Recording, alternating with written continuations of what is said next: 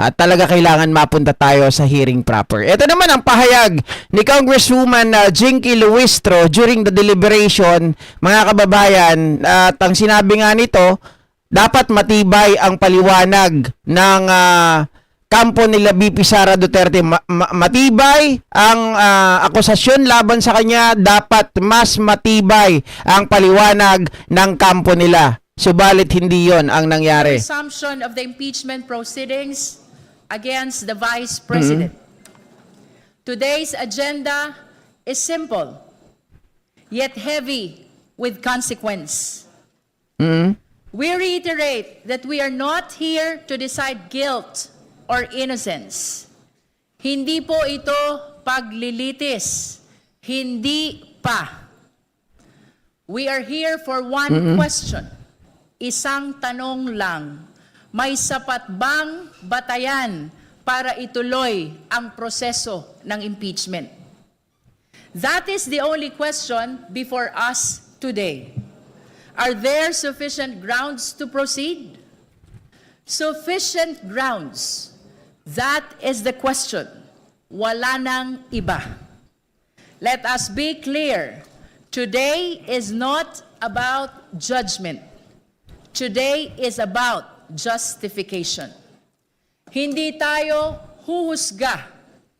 Titingnan lang natin kung may dahilan para magpatuloy. Oo. To recall, this committee began with 4 impeachment complaints. The first was set aside dahil sa posibleng paglabag sa 1-year bar rule. The second was withdrawn, with the complainants opting to support the third complaint.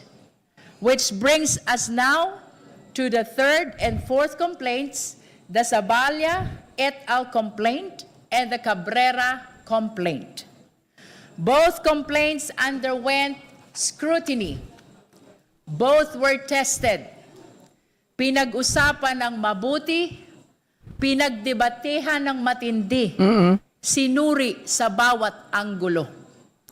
Every allegation was questioned. Every point was challenged. Every argument was tested. At tandaan po natin, hindi lang ito ilang pahina. These complaints came with voluminous records, pages upon pages, with annexes and supporting documents. Hindi lang binasa, ito ay inaral. And at the end of that long process, both the Zaballa et al. Complaint and the Cabrera complaint were found sufficient in form and substance. At bakit mahalaga iyon? Because the accusations are not trivial.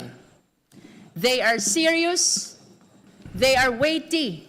They demand answers. Kabilang dito ang mga aligasyon ng banta sa buhay ng presidente at iba pang opisyal, hindi maipaliwanag na yaman, paglabag sa SALN requirements, panunuhol, at maling paggamit ng confidential funds. Kung ganito kabigat ang mga paratang, hindi pwedeng manahimik. Kailangan itong sagutin. Following the rules, the Vice President was furnished copies of the complaints. She was given the opportunity to respond. Iyan po ang due process. Sa proseso, lahat binibigyan ng pagkakataong magpaliwanag. And she responded. She submitted her answer, 15 pages, with 5 annexes, signed by 16 lawyers, 16 na abogado. 5 pages. And this is crucial. Ito lang. Yung 5 pages daw doon, puro pirma lang ng mga abogado. Yung 10, yun yung it appears non-answering or non-answer. Ang bago sa atin ngayon. Not the impeachment complaints, because those have already been reviewed, debated, and tested.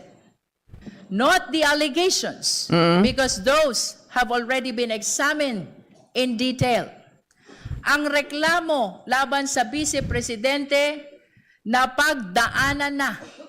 Ang sagot ng Vice Presidente, iyan ang bago. So today, we do not go back to square one. We do not repeat what has already been done. Ang susuriin natin ngayon ay ang sagot ng Vice Presidente, ang tugon niya sa reklamo. Which brings us to this moment to determine whether there are sufficient grounds to proceed. So we ask, did the answer clear the air? Did it refute the allegations? Did it address the seriousness of the charges? Because remember, when the accusations are heavy, the answer must be heavier. At ito ang sentro ng ating pag-uusapan ngayon. Hindi na ang reklamo, na pag-usapan na natin yan. Ang sentro ngayon ay ang sagot. Kung mabigat ang paratang, dapat matibay ang paliwanag.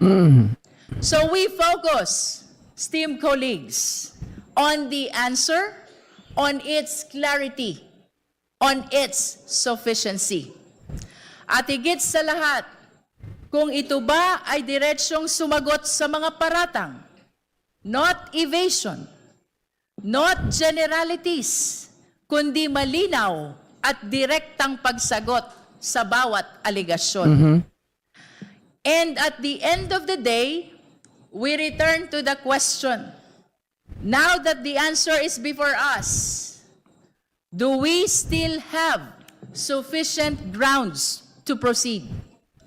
Did the answer overturn our earlier finding of sufficiency in form and substance? Did it change anything? Did it weaken the case? Pagkatapos nating suruin ang sagot, may sapat pa rin bang batayan para ituloy ang proseso? Because if there is, then we move forward. If there is none, then we do not. Ang hustisya ay hindi minamadali, pero hindi rin pinipigilan. Correct. Iyan po ang tungkulin natin ngayon. At sa pagtupad natin sa tungkuling ito, manatili tayong nakatuon sa malinaw na tanong at sa malinaw na batas. Dahil sa huli, kung malinaw ang tanong at malinaw ang batas, dapat malinaw din ang ating paninindigan. I wish to reiterate, our agenda today is the determination of the sufficiency of the grounds for impeachment complaints against Vice President Sara Z. Duterte.